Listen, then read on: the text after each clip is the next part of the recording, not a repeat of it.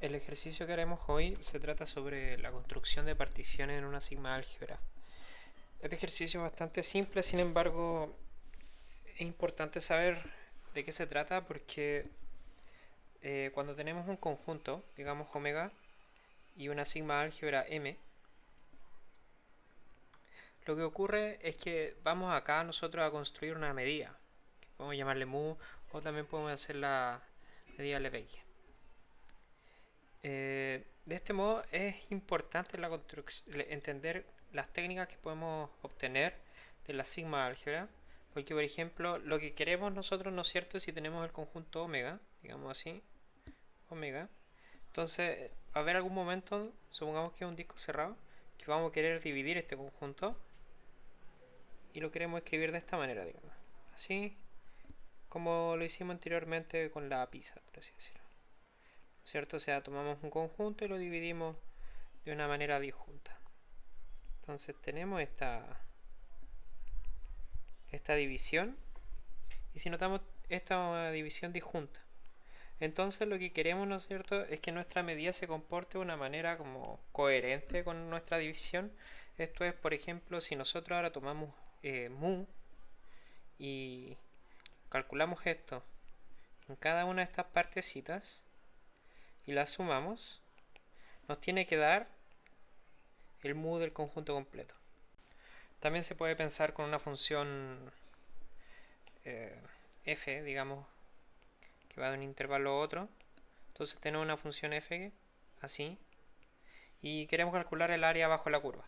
Entonces la diferencia entre Lebesgue y Riemann es que vamos a dividirla de manera haciendo líneas horizontales.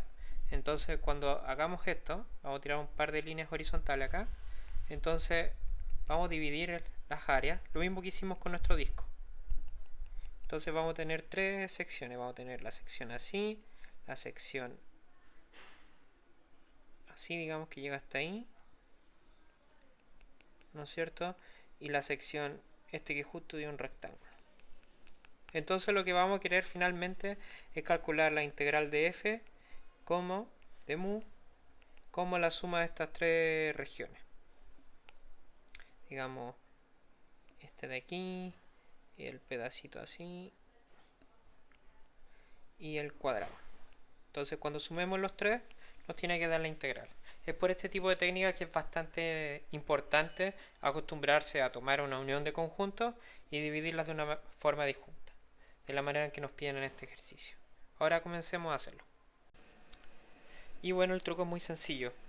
Tomamos nuestra colección A sub n, la sigma álgebra f, pongamos A sub n en los naturales, en la sigma álgebra f, y como ya sabemos, como es una sigma álgebra, la unión de todos estos elementos va a pertenecer a f. Entonces lo que hacemos es la colección E1 como A1, E2, perdón, como A2, borremos esto para que se vea bien. E2 igual a A2 menos A1, y entonces E3 va a tener que ser A3 menos A1 unión A2. ¿Sí? Es importante acá que le juntamos y no solamente le sacamos el anterior, sino que le restamos todos los elementos A anteriores. Por lo tanto, podemos decir que ahora E sub n más 1 va a estar definido como A sub n más 1, donde le quitamos ahora todos los A's anteriores, desde k igual 1 hasta n de A sub k.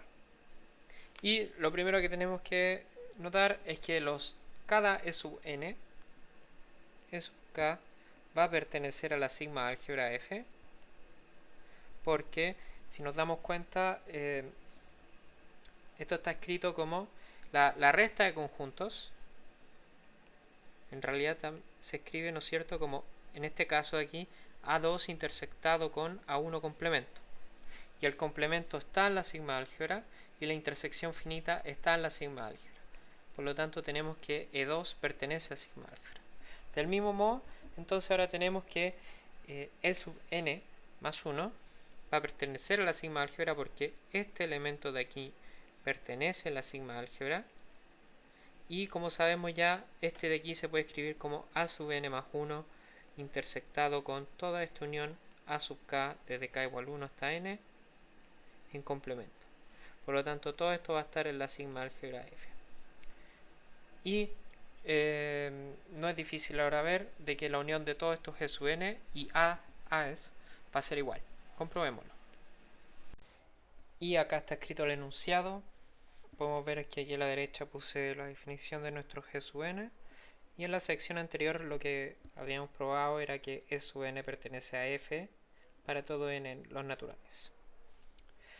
La manera de comprobar esto con una doble contención. Hagamos la parte fácil y después la parte como menos fácil. La parte fácil es de derecha a izquierda, como podemos notar, porque podemos notarlo fácilmente. O sea, A en la unión en el miembro de la izquierda. Entonces tenemos que existe un n0 en los naturales, tal que A pertenece a n0, en0. Y este de acá es igual a sub n0 más 1 menos la unión de todos los miembros anteriores, ¿no es cierto? Acá desde k igual 1 hasta n0. Ah, no, hasta n0 menos 1. Entonces hay que borrar este más 1 de aquí. Ahí estamos, muy bien. Ya, pues, pero entonces eso implica de inmediato de que A pertenece a sub n0 y entonces A pertenece a la unión de todos los a sub n con n en los naturales.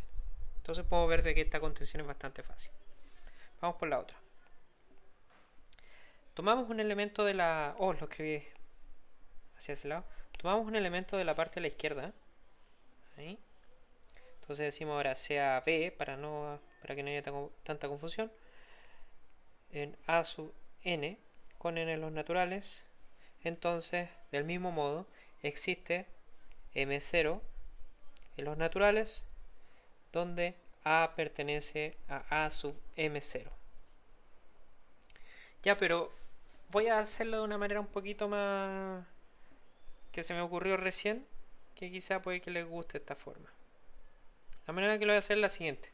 Como pertenece a esta, entonces podemos decir que el siguiente conjunto es no vacío. Digamos,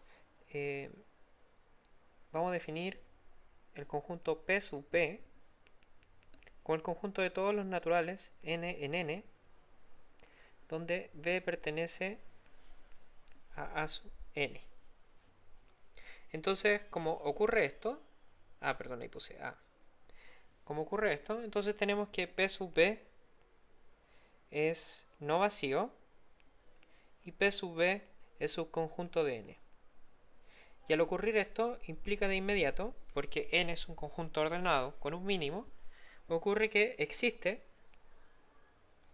digamos, P, chico gorro, que es el mínimo en este conjunto P sub B. Y es único, obviamente. Y por lo tanto lo que tenemos ahora es que B pertenece a A sub P sub B, a A sub P gorro, y B no pertenece a A sub K para todo K menor estricto a P gorro, por definición de nuestro conjunto acá arriba. Y de este modo tenemos lo siguiente. De aquí sale de inmediato el ejercicio porque nos damos cuenta de que ahora de que B pertenece por esta parte de aquí a A sub P gorro menos la unión de A sub K desde K igual 1 hasta P gorro menos 1. Porque esto de aquí, si nos damos cuenta, implica de inmediato de que B no pertenece a A sub K para todo K, ¿no es cierto? Bueno, es lo mismo que estoy escribiendo. Entonces, para resumirlo bien, pongamos para todo desde K igual 1 hasta P gorro menos 1, porque son todos los naturales que son más chicos que P gorro. Y esto de acá inmediatamente implica esto. ¿Y esto qué es? Esto es, obviamente, E sub P gorro. Entonces B pertenece a E sub P gorro. Recordemos la definición de los G. Aquí está acá arriba. La definición de los G habla de que cada uno se escribe como el A sub n menos todos los A's anteriores. Y de este modo tenemos de que B pertenece a A sub P gorro menos todos los A's anteriores. Y esto es por construcción de nuestro PB. Y por lo tanto tenemos ahora de que B pertenece a la unión de todos los Gn con n en los naturales. Y de este modo acabamos de comprobar la doble contención. Otra propiedad importante que se rescata de este ejercicio, algo que mencioné ya un par de veces, es que todos estos subk son disjuntos. Podemos comprobarlo también. Pongamos como una pequeña proposición de este ejercicio. Entonces escribamos acá nuestra proposición. Acá la tenemos escrita y entonces la única manera es tomar dos G's con I y J diferentes y ver que sean disjuntos. Entonces pongamos una línea y ponemos demostración. Entonces decimos sean I, J en los naturales con I distinto de J. Y entonces ahora lo que tenemos, como los dos son naturales y los naturales un conjunto ordenado, entonces podemos decir, supongamos, como hay gente que le gusta poner sin pérdida de generalidad, supongamos que I es menor a J. Ya, y de este modo tenemos lo siguiente. Tenemos E sub J va a ser igual a sub J menos la unión de todos los A sub J. Pongamos A sub K desde K igual 1 hasta J menos 1. Como I es menor a J, entonces A sub I es un subconjunto, ¿no es cierto?, de la unión de todos los K igual 1 hasta J menos 1 de A sub J. Porque I a lo más puede ser J menos 1, que está acá.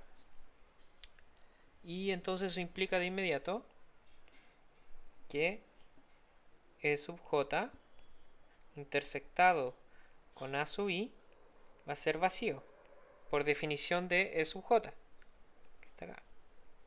Porque le quitamos todos estos A sub I's. Y no es difícil ver que E sub I es subconjunto de A sub I. Y esto ocurre porque, recordemos, E sub I está definido como A sub I menos todos estos A sub S desde S igual 1 hasta I menos 1. Y en el caso de que I sea igual a 1, ya sabemos que es inmediatamente A sub I, por lo tanto esta contención también se cumpliría. Y como E sub I es subconjunto de A sub I, implica de inmediato que E sub J intersectado con E sub I va a ser vacío.